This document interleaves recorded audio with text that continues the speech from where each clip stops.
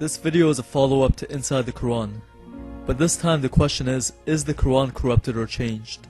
To answer this question, I'm going to go into the hadith to show how the Quran was compiled, by whom, and also show if anything was taken out or if there were any other versions. But first I'm going to start with the topic of abrogation, starting with Surah Al-Baqarah 2:106. Whatever communications we abrogate or cause to be forgotten, we bring one better than it or like it. Do you not know that Allah has power over all things? And then there is Surah An-Nahl 16:101. And when we change a verse in place of another, and Allah knows the best of what He sends down, they say, "You are but a forger." Nay, but most of them know not. These verses speak for themselves really. Now I know full well what the abrogation of the Mecca verses are, but don't you ever wonder how an all-knowing and all-wise God could change His mind so much in the space of 23 years and in the length of 114 chapters? Plus, if the Quran was written on tablets in heaven from the beginning of time, why did Allah wait 2,000 years after the Torah and 600 years after the Gospel to reveal it? And why would those tablets have Allah changing His mind so much? Especially when according to the Quran His words cannot be changed, nor can the meanings. But there are, according to some Islamic scholars, over 200 abrogations in the Quran. With that being said, how eternal could something be if it is cancelled out? Which is exactly what happens to those Mecca verses. They are cancelled out for something better, which means the Mecca verses were not perfect. Meaning, according to the Quran, God is an imperfect being who makes mistakes. As I said before, in the space of 23 years and 114 chapters, He cancelled out over 200 verses. Now, on to the main point of the video. Is the Quran corrupted? In order to find the answer to that, we would have to go to historical documents on how it was transmitted and compiled. Now, I'm going to use only the hadith of Sahih Bukhari, since they are considered as the most trusted collection of hadith. I'm going to start with a quick background on the compilation of the Quran, which is not my own understanding, but according to the hadith. First off, despite what you may have heard, the Quran was not compiled during the life of Muhammad. Regardless of some claims that he oversaw the final assembly of the Quran, that is simply not true according to Islamic sources. The manuscripts, some of which were written on palm stalks, thin white stones, and also on the hearts of some men, meaning some verses were memorized. They were all compiled first under the authority of Abu Bakr by Zayd bin Thabit, and then later the final version, which is the one read by Muslims today, was put together by Uthman, around 20 years after Muhammad's death. Again, this is all according to the hadith. Okay, so I'm going to start with the hadith on the compilation of the Quran, how it was put together and by whom. And also, in this hadith, it talks about the burnt versions which Uthman burned. Meaning before the final Quran was put together, there were other versions. Sahih Bukhari volume 6, book 61, number 509, narrated Zayd bin Thabit. Abu Bakr as-Sadiq sent for me when the people of Yamama had been killed, i.e. a number of the Prophet's companions who fought against Musaylama.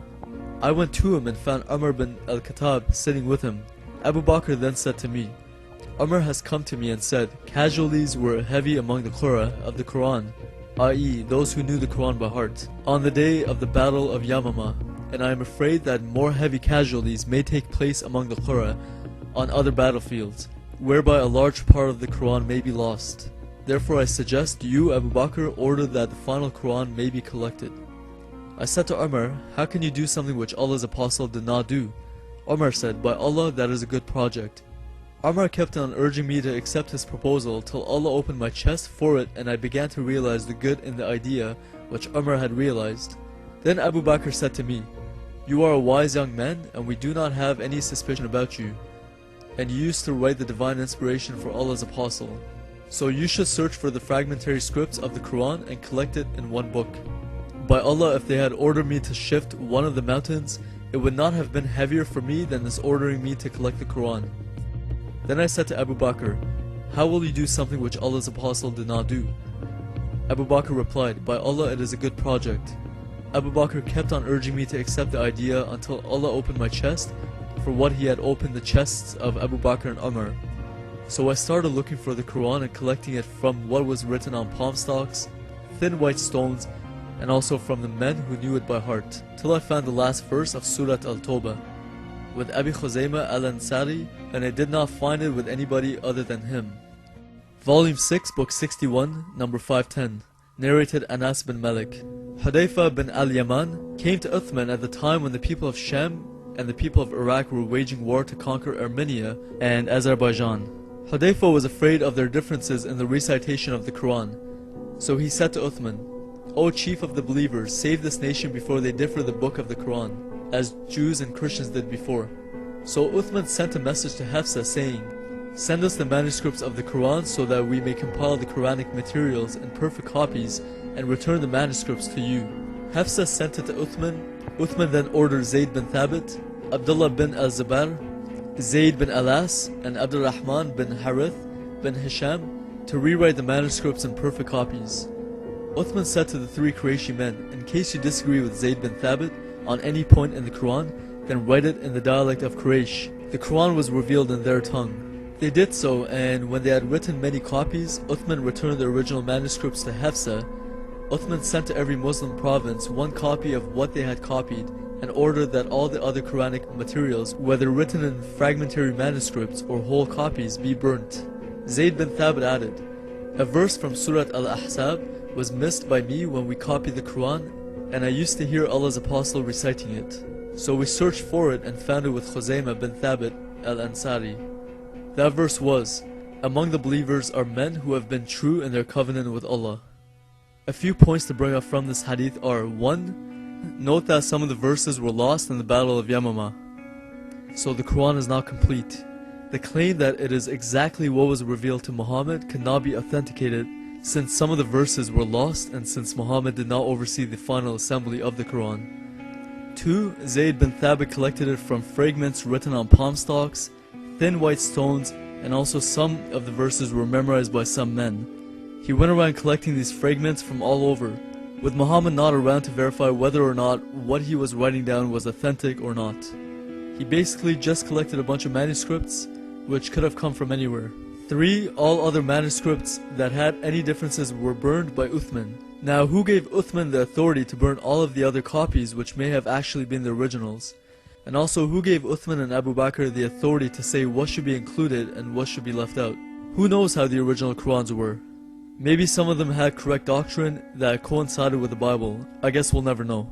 So along with the lost verses from the Battle of Yamama, we have a very clear hadith that says a stoning verse for committing adultery was taken out. Before I read it, I want you to ask yourself, if a verse of stoning for adultery was taken out of the Bible, would you say that the Bible is corrupted? Now, with that same answer in mind, use the same measure on the Quran. Sahih Bukhari, Volume 8, Book 82, number 816. Narrated Ibn Abbas. Umar said, "I am afraid that after a long time has passed, people may say, 'We do not find the verses of the Rajam, stoning to death, in the Holy Book,' and consequently they may go astray by leaving an obligation that Allah has revealed. Lo, I confirm that the penalty of Rajam be inflicted on him who commits illegal sexual intercourse, if he is already married and the crime is proved by witnesses or pregnancy or confession." Sufyan added, "I have memorized this narration in this way." Umar added, "Surely Allah's Apostle carried out the penalty of Rajam, and so do we after him." We don't see the stoning verse anywhere in the Quran. What we do see is that in Surat An-Nur 24:2, the penalty for fornication or adultery is to flog each of them with 100 stripes. Maybe the original command, as seen in the previous hadith, was in one of the versions that Uthman burned. But the question needs to be asked, again, who gave authority to whom to take out the stoning verse? And what else was taken out? What we do know is that according to Muslims' own sources and according to the best collection of hadith, the Quran was changed or at least tampered with by Uthman after a very questionable compilation done by Zayd bin Thabit. Then of course, even more questionable is how Uthman burned every copy that differed from his. So as we saw in my previous video inside the Quran, according to the Quran the Bible hasn't been changed. And as we have seen from Muslims' own sources, the Hadith, the Quran is changed. Either changed by Uthman or corrupted from the beginning by Zayd bin Thabit or by Muhammad, even before Zayd bin Thabit. With the Quran we have a book that claims to be from God, the God of Abraham, but it contradicts the God of Abraham in too many ways to count. So what are we supposed to do? Believe the testimony from the many books of the Bible, or believe one Arab man who not only contradicts the Bible, but who also was the only witness of his revelations. We all need to search for the truth wherever it may lead. The truth will set you free. This life is temporary, we all need to think where we will spend eternity.